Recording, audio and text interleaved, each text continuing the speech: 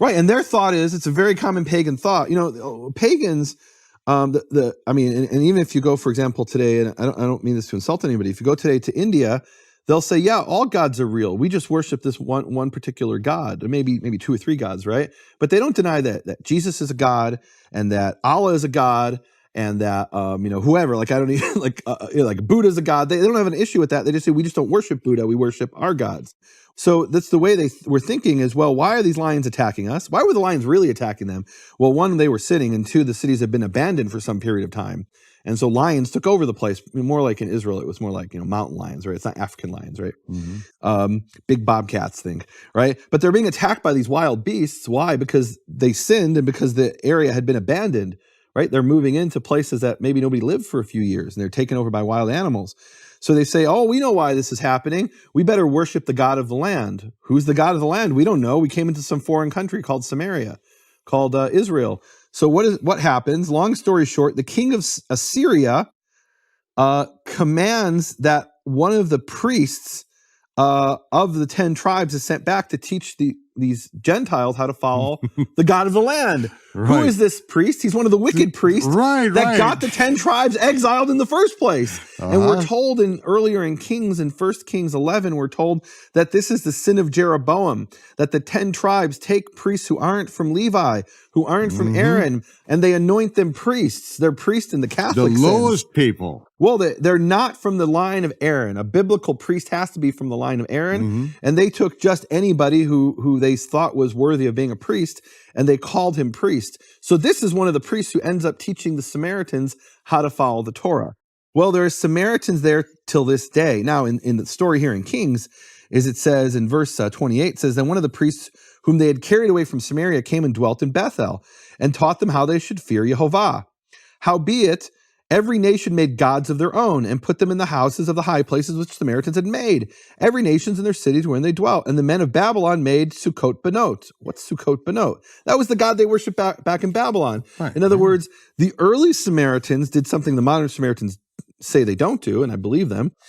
Early Samaritans, what they did is they had two gods they worshiped: the God of the land, so the lions don't attack us, and their native god from back in their home country where they came from.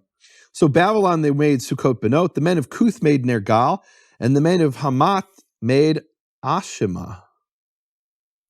The Samaritans, in ancient times, he tells me, this Samaritan leader, Binyamin Tzedakah, he's a great scholar.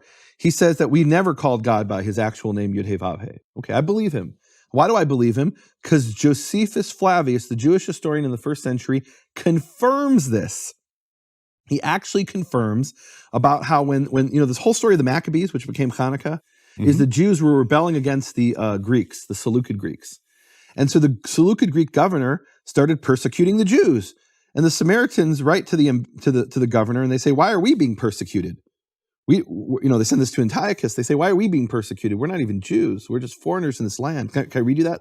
Please do. I think this is very instructional. Okay. Yeah, and we're broadcasting to Bible students out there. So the more that you fill in, well, you will find out really soon that this is key information. Right. Key information. Because where does Yahweh come from? Yahweh purportedly comes from the Samaritans.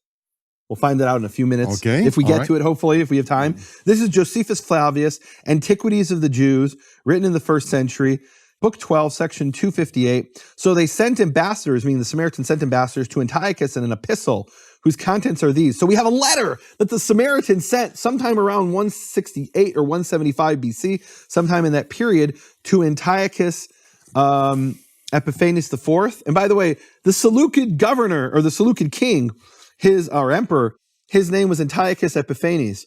What does Epiphanes mean? It means the one who reveals himself. So he claimed to be a god, Antiochus. Right. So they write to Antiochus an epistle whose contents are these. To King Antiochus the god, Epiphanes, meaning the one who reveals himself. A memorial from the Sidonians who live at Shechem, meaning straight off they're saying, we're actually not Israelites. We just live here.